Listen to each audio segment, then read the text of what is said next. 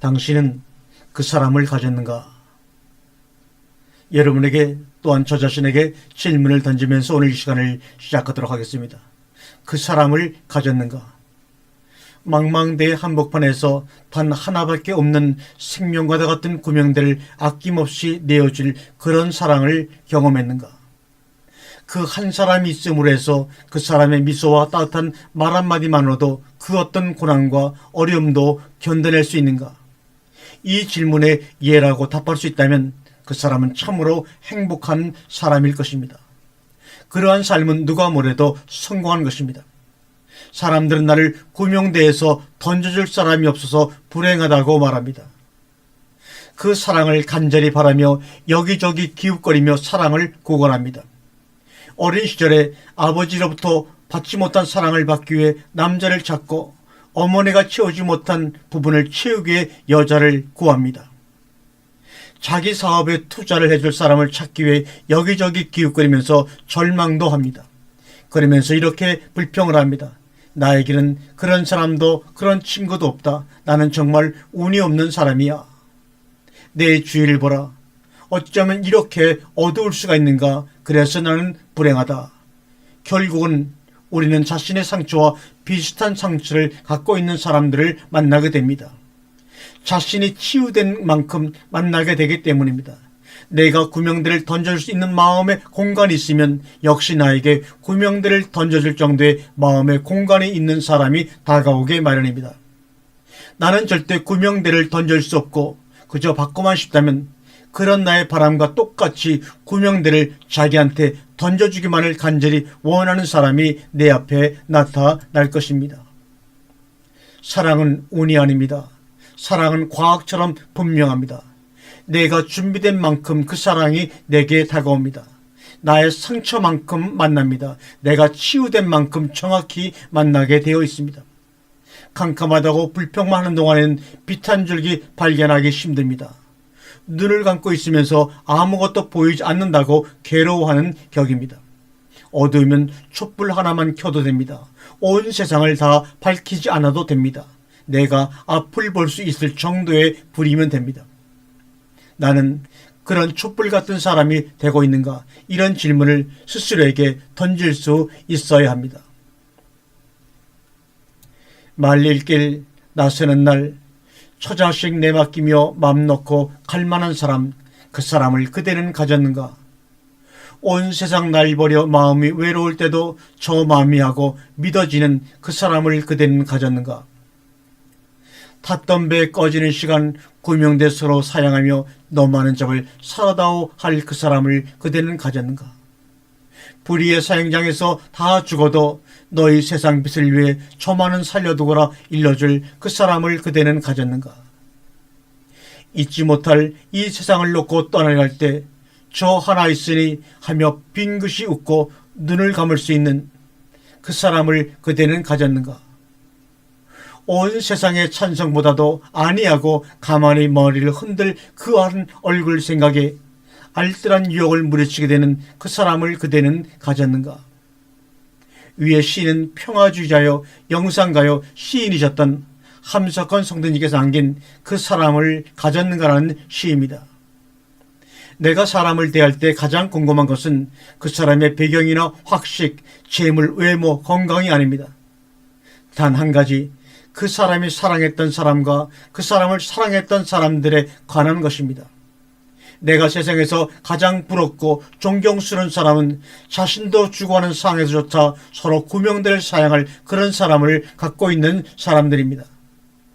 모든 순간은 우리에게 마음의 결단을 요구하고 있습니다.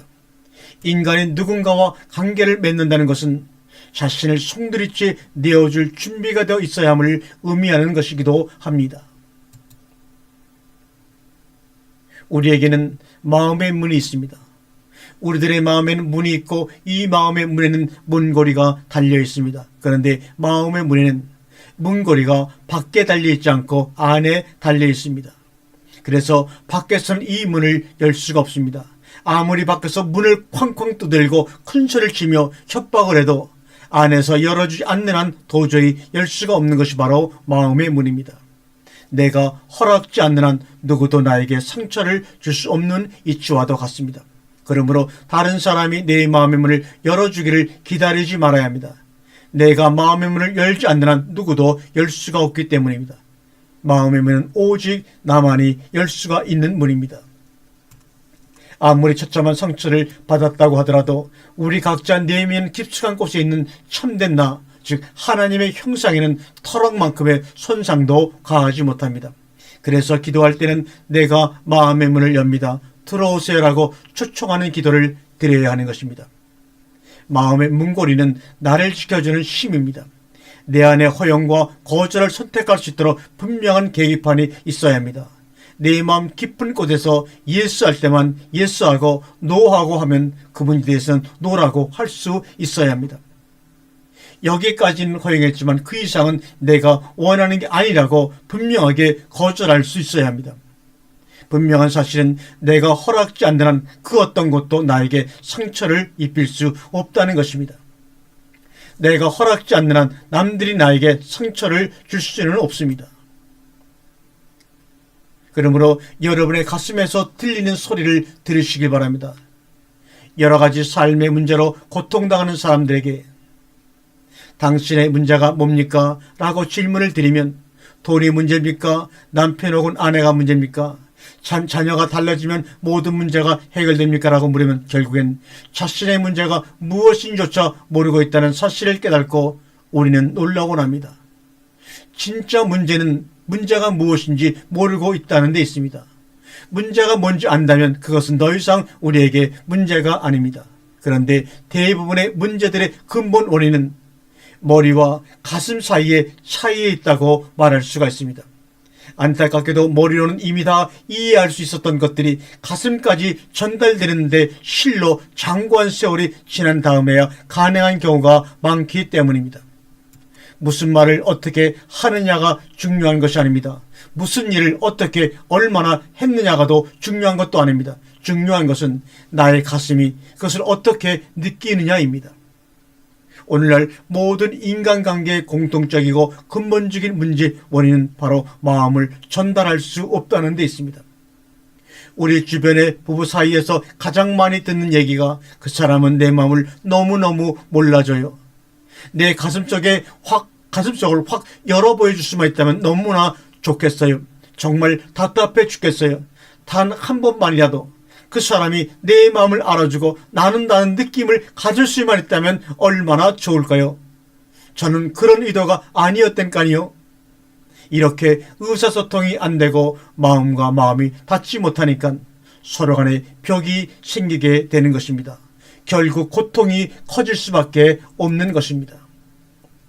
듣는 사람의 마음에 와닿지 못한다면 무슨 말을 해도 소용이 없을 것입니다.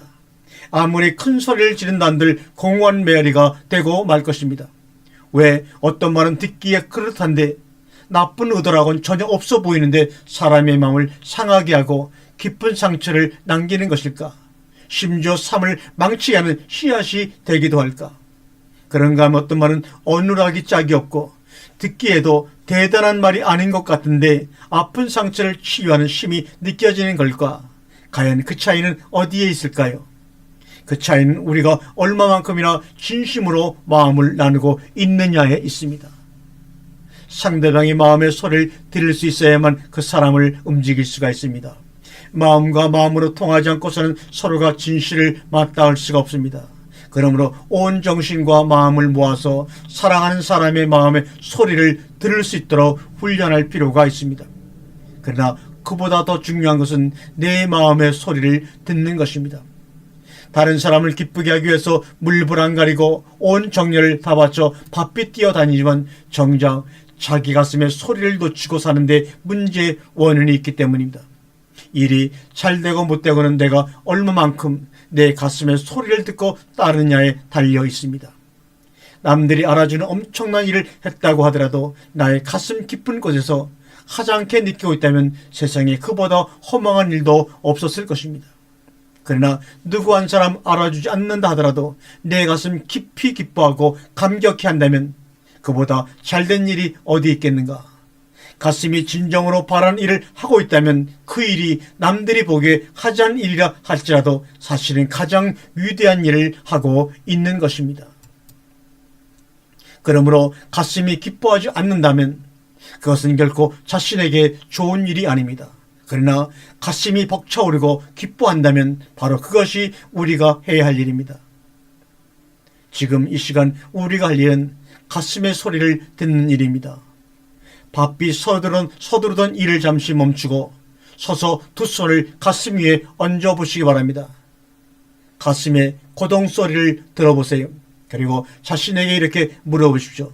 내가 가장 원하는 일이 무엇인지 나에게 말해줄 수 있겠니? 그러면 내가 원하는 그 일을 위해 최선을 다할게 라고 말입니다. 아멘.